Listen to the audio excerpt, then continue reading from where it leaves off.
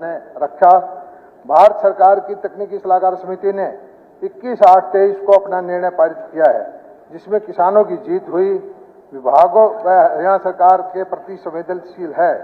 तकनीकी सलाहकार समिति ने अपने निर्णय में पूर्व में पारित हुए राज्य तकनीकी सलाहकार समिति के फैसले को सही मानते हुए एग्रीकल्चर इंश्योरेंस को 723 करोड़ रुपए का अनुमानित क्लेम मुआवजा तुरंत जारी करने का आदेश दिया, जिसकी सूचना पाकर किसानों में खुशी की लहर दौड़ गई। किसान टंकी से नीचे उतर गए तथा किसानों ने वहां से धरना भी समाप्त कर दिया। किसानों को मुआवजा राशि बीमा कंपनी द्वारा शीघ्र वितरित करने की आशा है। अतः कृषि विभाग हरियाणा तथा बीमा कंपनी एग्रीकल्चर इंश्योरेंस कंपनी को भारत सरकार की तकनीकी सलाहकार समिति द्वारा पारित फैसले के अनुरूप मुआवजा राशि शीघ्र जारी करने का निर्देश दिया गया है। एक मिनट।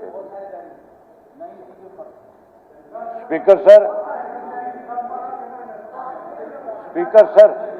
एक मिनट। स्पीकर सर, अभी भी मंत्री ने हाउस को मिसगाइड किया है। जो बात मंत्री जी ने कही कि धरना समाप्त हो गया, आज भी चोपटा तहसील के अंदर धरना लगा हुआ है। आज भी किसान उसी क्लेम को लेकर के धरने पे बैठे हैं। डिप्टी कमिश्नर के साथ जब फैसला हुआ था, तब यह फैसला हुआ था कि जब तक सब किसानों के खाते में एक एक पैसा नहीं आ जाएगा, हम टंकी से तो उतर रहे हैं, लेकिन हमारा धरना जो है तब तक जारी रहेगा जब तक सब किसानों के खाते में पूरे के पूरे पैसे नहीं आ जाएंगे। ये जो बात मंत्री ने कही है, ये भी हाउस को मिसगाइड करने वाली बात है कि धरना समाप्त होगा। इनको इस बात की जानकारी लेनी चाहिए थी, डिप्टी कमिश्नर से पूछना चाहिए था कि वहां धरना चल रहा है कि नहीं चल रहा है।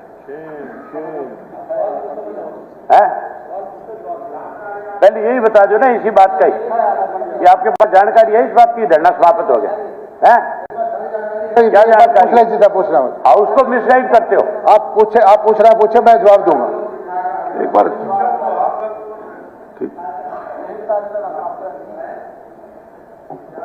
आधिकारिक बयान दे दो। बयान तो यहां दे दिया ना, फिर इससे बड़ा बयान और इससे बड़ा और क्या झूठ बोलेंगे। आज भी धरने पे बैठे हैं किसान एरिया हाउस में, कह रहे हैं कि धरना समाप्त हो गया।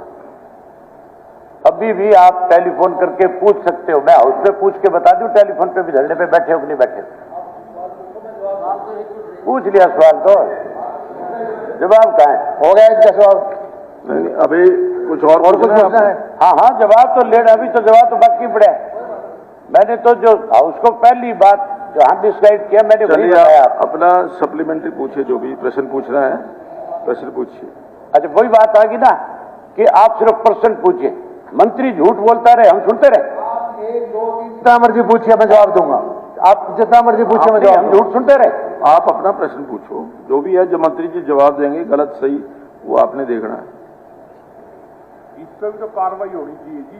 झूठ बोले उस पर क्या कार्रवाई? वो छीन ले भी। वर्ष 2022 में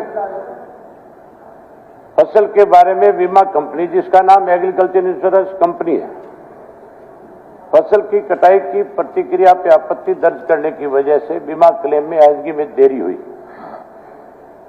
मैं मंत्री जी से पूछना चाहता हूं कि 2022 के अंदर सरकार ये बताए कि 2022 में खरीफ की फसल के बीमे की अदायगी में देरी होने का कारण क्या था और किस कारण की वजह से किसानों को 2023 तक बीमे के क्लेम के लिए प्रदर्शन करना पड़ा, धरना देना पड़ा, पानी की टंकी पे चढ़ के सरकार को चेताना पड़ा। 90 दिन तक किसान जो है धरने पे बैठे रहे पहले, और जब 90 दिन में एक बार भी डिप्टी कमिश्नर ने या एग्रीकल्चर डिपार्टमेंट के या इस इंश्योरेंस कंपनी से जुड़े हुए किसी अधिकारी ने जाकर के उनकी बात नहीं सुनी, तो उन्होंने मजबूर होकर के ये फैसला लिया कि हमें सरकार को चेताने के लिए अब कोई और अगला कठिन कदम उठाना पड़ेगा। 4 किसान जो है नारायणखेड़ा गांव की टंकी के ऊपर जाकर के चढ़े और वहां भी 16 दिन तक जब वो टंकी पे चढ़े रहे, तब जाकर के डिप्टी कमिश्नर ने उनके साथ बातचीत शुरू करी। वो बातचीत भी उससे शुरू नहीं करी कि टंकी पर चढ़े हुए किसान को उतारने की बात। जब टोल रोक दिया गया और टोल के ऊपर हजारों किसान आकर के बैठ गए, तब जाकर के सरकार ने मजबूरी में बात करी। और उसमें भी अब तक जो है केवल आश्वासन है किसान को कि तुम्हें पूरा पैसा दे दिया जाएगा। मैं ये पूछना चाहता हूं मंत्री से कि ये बताएं कि आप ये कहते हो कि हमारी मीटिंग हुई अधिकारियों की, जो मीटिंग आपने बताई है इसके अंदर कि सेंटर की सरकार के साथ मीटिंग कर ली और मीटिंग में फैसला हो गया कि आपको क्लेम दे दिया जाएगा। आप एक साल तक क्यों सोए रहे? ये पैसा जब 2022 का 2023 में, और वो भी किसान आपको मजबूर करता है, तब जाकर के आप उस किसान की बात के लिए कहीं 2 कदम आगे बढ़ने का काम करते हो। हालत किसान की ऐसी कर रखी है कि किसान को हर चीज के लिए मजबूर होकर के रास्ते रोकने पड़ते हैं, मजबूर होकर के धरने देने पड़ते हैं, मजबूर होकर के प्रदर्शन करने पड़ते हैं, आंदोलन करने पड़ते हैं। चाहे सूरजमुखी की खरीद की बात हो, सरसों की खरीद की बात हो, चाहे क्लेम की बात हो, चाहे बाजरे के नुकसान के मुआवजे की बात हो, हर चीज में किसान को प्रताड़ित करने की सिवाय सरकार और क्या कर रही है किसान के लिए? आप किसान को कहते हो कि हम किसान के बड़े हितैषी है।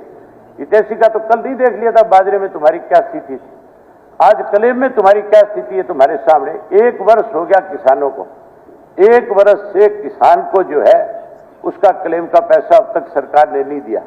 क्या सरकार जो है, जो 1 वर्ष का क्लेम जो किसान का ड्यू है, वो पैसा जो 623 करोड़ रुपए है, उसका ब्याज भी साथ में देगी?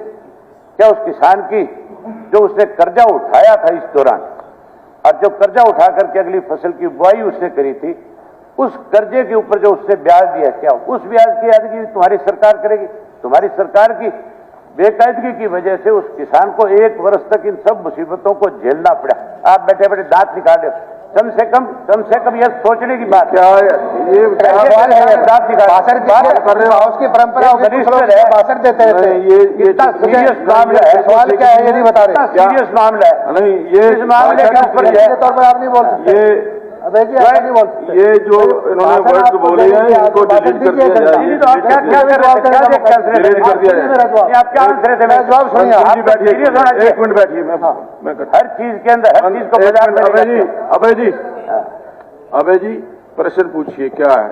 आप 2 प्रश्न पूछ सकते हैं। मैं प्रश्न ही पूछ रहा हूँ। हाँ, 2 प्रश्न पूछते जब मैंने मंत्री की तरफ देखा तो कोई डिबेट नहीं, कोई भी किसी प्रकार की डिबेट नहीं। 2 प्रश्न पूछिए, कोई भी सीधे सीधे। प्रश्न तो एक ही पूछा, उसके भाग है, कह गए जो भी है। हाँ, 2 प्रश्न पूछ सकता हूँ, नहीं पूछ सकता हूँ? 2 प्रश्न पूछ सकते हैं। क्या और क्या? सुनो 1 मिनट। हाँ जी। जब क्वेश्चन लगाया जाता है तो एक क्वेश्चन लगाया जाता है, उसके भाग होते हैं ABCDEF, जितने मर्जी उससे पूछे जा सकते हैं। ABCD ये मेरे ABCD है इसमें। ये पूछ सकता हूँ, नहीं पूछ सकता हूँ? नहीं, 2 से ज्यादा नहीं। कमाल ही होगी भाई। 2 से ज्यादा नहीं। क्या क्या सुनना पड़ेगा यहाँ? कादिया साहब अरे कैसे विधानसभा में जब क्वेश्चन लगता है उसके भाग होते हैं नहीं होते हैं? क्या कमाल करते हो? भाग कै भी होता है, खे भी होता है, गै भी होता है, होगा। और उसका जवाब आता है बकायदा। 2 प्रश्न से ज्यादा आप पूछ नहीं सकते। 2 प्रश्न पूछ लीजिए। आपने एक प्रश्न पूछा है कि कब तक पैसा मिलेगा, दूसरा प्रश्न पूछ लीजिए। क्या कितने पूछ लो?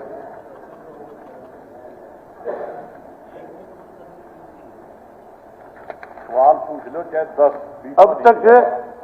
अब तक कितना पैसा जो है, मंत्री ये बताए कि कितना पैसा कितने किसानों के खातों में अब तक जमा कराए, और बाकी बची हुई राशि कब तक जमा कराएंगे, और क्या वो पैसा ब्याज के समेत देंगे या नहीं देंगे?